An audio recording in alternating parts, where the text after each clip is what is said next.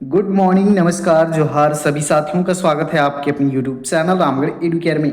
इस वीडियो में डिस्कस करने वाले हैं साथियों जेट झारखंड एलिजिबिलिटी टेस्ट 2025 का जो सिलेबस होने वाला है या फिर रहेगा आपका पेपर 1 का उस सिलेबस को। जैसा कि जेट के नोटिफिकेशन में साफ साफ मेंशन है जो साथियों, जो आपका सिलेबस नेट का है ये एज इट इज़ रहने वाला है जेट के लिए ही। यानी कि आपको पूरा का पूरा नेट का जो सिलेबस है उसी को फॉलो करना है, वही सिलेबस आपका जेट के लिए है। जेपीएससी ने ये डिक्लेयर कर दिया है अपने जेट के नोटिफिकेशन में। तो इस वीडियो में पेपर 1 का सिलेबस देखने वाले हैं। पेपर 1 जो होता है सभी के लिए कॉमन होता है, कॉमन फॉर ऑल। जितने भी सब्जेक्ट के अलग अलग कैंडिडेट अभ्यर्थी हैं सभी के लिए पेपर 1 जो होगा सेम होगा, सभी को सेम चीज़ पढ़ना होगा पेपर 1 में। इसका इम्पोर्टेंस भी बहुत ज़्यादा है साथियों। 50 क्वेश्चन होते हैं और हर क्वेश्चन 2 मार्क्स का, 100 मार्क्स का ये आपका रहता है सब्जेक्ट। तो इसमें अगर अच्छा स्कोर करते हैं तो आपका जो परफॉर्मेंस, आपका रिजल्ट जो है और भी बेहतर शानदार हो सकता है। मैं प्लानिंग कर रहा हूँ साथियों अपने चैनल पर जो आपका जेट का पेपर 1 है उसका मैं कंप्लीट आपको प्रिपरेशन करवाऊँ, और इसका आपका नीट के 4-5 साल के लगातार PYQ और उसके बाद सिलेबस के अकॉर्डिंग टॉपिक वाइज आपको पहले थियरी और उसके बाद में MCQs, PYQs, रिवीजन, मैराथन पूरा पैकेज देने का सोच रहा हूँ। अगर आप लोग सपोर्ट कीजिएगा तो ज़रूर मोटिवेशन मिलेगा, तो पर इस पर ज़रूर काम किया जाएगा। तो जैसा कि यहाँ पर इस वीडियो में बात कर लेते हैं, उसके बाद में बात करेंगे क्लासेस वगैरह की। टीचिंग एप्टीट्यूड, ठीक है, यूनिट 1, अलग अलग यूनिट हैं। टीचिंग एप्टीट्यूड शिक्षण योग्यता या फिर अभियोग्यता में हमें क्या क्या पढ़ना है।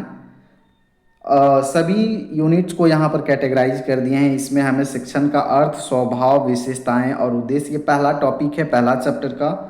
दूसरा टॉपिक है शिक्षा के स्तर, स्मृति आधारित, समझ आधारित, चिंतन आधारित। ये हमें पढ़ने हैं शिक्षण के स्तर यानी कि लेवल ऑफ टीचिंग। तो ये टॉपिक जो हैं इजी हैं, लेकिन जो मुश्किल थोड़े हैं टॉपिक्स उनको भी यहाँ पर मेंशन करेंगे। थर्ड टॉपिक देखिए विद्यार्थी केंद्रित बनाम शिक्षक केंद्रित शिक्षण।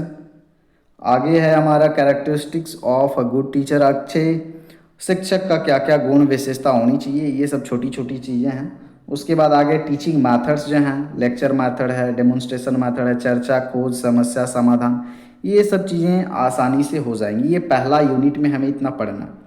दूसरा यूनिट में क्या पढ़ना देखिए, शोध योग्यता है, रिसर्च एप्टीट्यूड है। इसमें हमें पढ़ना है साथियों शोध का अर्थ क्या होता है, विशेषताएं क्या होता है और प्रकार क्या होता है, यानी कि meaning, characteristics and types of research. उसके बाद में इसमें दूसरा टॉपिक है शोध के चरण, स्टेप्स पढ़ने हैं। किसी भी चीज़ का अगर रिसर्च करते हैं तो क्या क्या स्टेप होते हैं, विषय का चयन, समीक्षा, उद्देश्य निर्माण, फिर मेथड, डाटा का संग्रहण या कलेक्शन, विश्लेषण और अंतिम में निष्कर्ष। तो ये स्टेप होता है रिसर्च कार्य का। उसके बाद में यहाँ पर देखिए शोध की विधियाँ, जो आपका रिसर्च होगा उसमें कौन कौन से विधि हैं उनको पढ़ना है ना। एक्सपेरिमेंटल मेथड है, descriptive method, historical method, case study, survey ETC। उसके बाद में शोध की नैतिकता, रिसर्च एथिक्स हमें पढ़ना है। थर्ड यूनिट में पढ़ना है हमें कॉम्प्रिहेंशन, समझने की क्षमता। इसमें आपको पढ़ना है किसी अंश को समझना, मूल्यांकन करना और संक्षेप करना। तो ये इजी चैप्टर है हमारा। इसी में हमें क्रिटिकल थिंकिंग पढ़ना है, आलोचनात्मक सोच। आगे देखेंगे इसी में एक टॉपिक और है प्रश्न उत्तर और निष्कर्ष निकालना। तो ये चीज़ें इजी हैं, हो जाएंगी आप लोगों से। चौथा यूनिट में हमें पढ़ना है कम्युनिकेशन, संचार कौशल। तो इसमें हमें पढ़ना है संचार का स्वरूप, प्रकार। उसके बाद में पढ़ना है कक्षा में प्रभावी संचार। उसके बाद मौखिक और अलौकिक संचार क्या होता है, वर्बल नॉन वर्बल। उसके बाद में संचार में बाधाएं, क्या क्या बैरियर्स हैं, इसको पढ़ना है। पांचवा हमारा यूनिट आता है लॉजिकल रीजनिंग, तार्किक तर्क। इसमें पहला जो हमारा टॉपिक है तर्क और मान्यताओं को समझना। दूसरा टॉपिक है निचोड़ात्मक और सामान्यीकरण तर्क। तीसरा है मौखिक और अमौखिक तर्क। उसके बाद में हमें पढ़ना है छठा यूनिट में आंकड़ा विश्लेषण यानी कि डेटा इंटरप्रिटेशन। ये इम्पोर्टेंट सेक्शन है, यहाँ से क्वेश्चन बहुत ज़्यादा पूछे जाते हैं, नेट में भी जेट में भी। तो इसको अच्छे से करना है। इसमें थोड़ा सा मैथ्स का पार्ट है ये, ठीक है। तो थोड़ा सा यहाँ पर आपको मेहनत करना होगा, जो मैथमेटिक्स बैकग्राउंड से नहीं है, जो बेसिकली आर्ट्स ग्रुप से हैं उनको यहाँ पर थोड़ा मेहनत करना होगा। बाकी जो साइंस बैकग्राउंड से हैं या कॉमर्स से हैं तो उनके लिए ये चैप्टर इजी होगा। इसमें हमें पढ़ना है sources, collection and classification of data. आगे इसमें टॉपिक है ग्राफ पढ़ना है, चार्ट्स पढ़ना है, टेबल पढ़ना है, डायग्राम पढ़ना है। उसके बाद में देखिए स्टैटिस्टिकल रीजनिंग भी पढ़ना है, सांख्यिकी तर्क। उसके बाद जो 7वां यूनिट हमें पढ़ना है साथियों, information and communication technology, ICT पढ़ना है।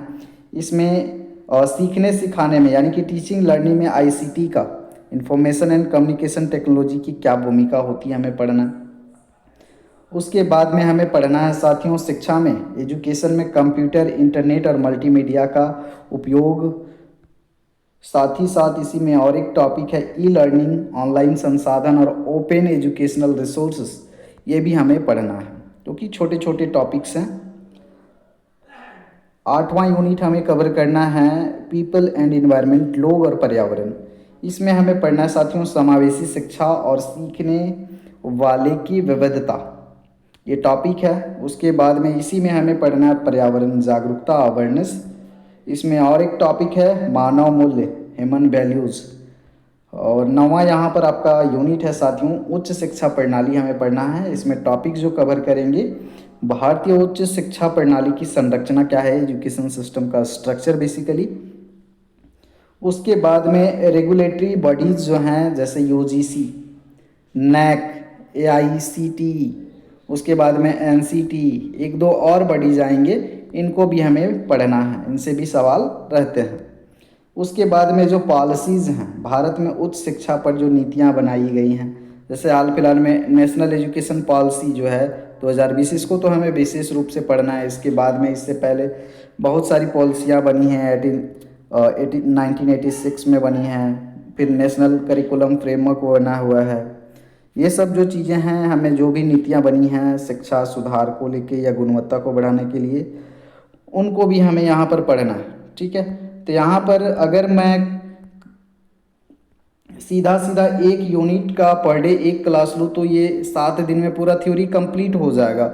लेकिन ये जो चैप्टर्स हैं, यूनिट्स हैं, इनके अंदर में भी देखिए छोटे छोटे जो टॉपिक्स हैं, इनको भी अगर बेहतर ढंग से करना है तो फिर 7-8 क्लास में मुश्किल है।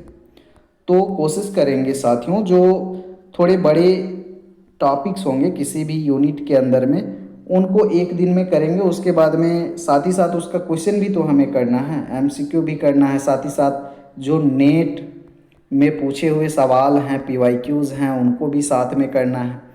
या फिर इनसे रिलेवेंट जो नेट जेट में पूछे जाते सवाल हैं, बेट, इनसे रिलेवेंट सवाल ही करना है।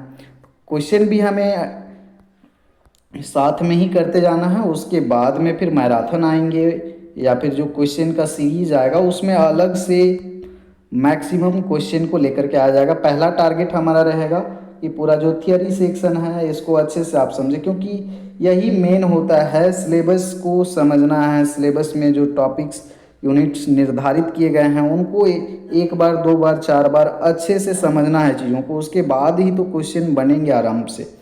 तो पहला टारगेट होगा हमारा, और इसका पूरा थियरी पेपर 1 का कंप्लीट करना यूनिट वाइज। उसके बाद में साथ ही साथ क्वेश्चन लेते जाएंगे। लास्ट में आपको पीवाईक्यू करवाया जाएगा, जैसे आपका डिमांड होगा वैसे आपको करवाया जाएगा। ये सारे पीडीएफ जो हैं आपको फ्री में हमारे टेलीग्राम पर मिलते रहेंगे, और सेपरेट प्लेलिस्ट भी बना दूंगा जेट के लिए, जेट पेपर 1 का। तो आप लोग रेगुलर फॉलो करेंगे। कुछ दिन के बाद में साथियों इस पर मैं काम कर रहा हूँ नोट्स वगैरह पे, तो कुछ दिन के बाद में जो है आपको क्लास का टाइमिंग, लाइव क्लास कोशिश करूँगा, लाइव क्लास का ही, लाइव में ही मज़ा आता है, रिकॉर्डेड में उतना मज़ा नहीं आता। तो लाइव में मिलेंगे आप लोगों से, जो भी इंटरेस्टेड हैं आप लोग बने रहेंगे हमारे साथ, जुड़े रहेंगे। तब तक से आप जो अपना सब्जेक्ट है, अपने सब्जेक्ट को भी स्ट्रॉन्ग कीजिए।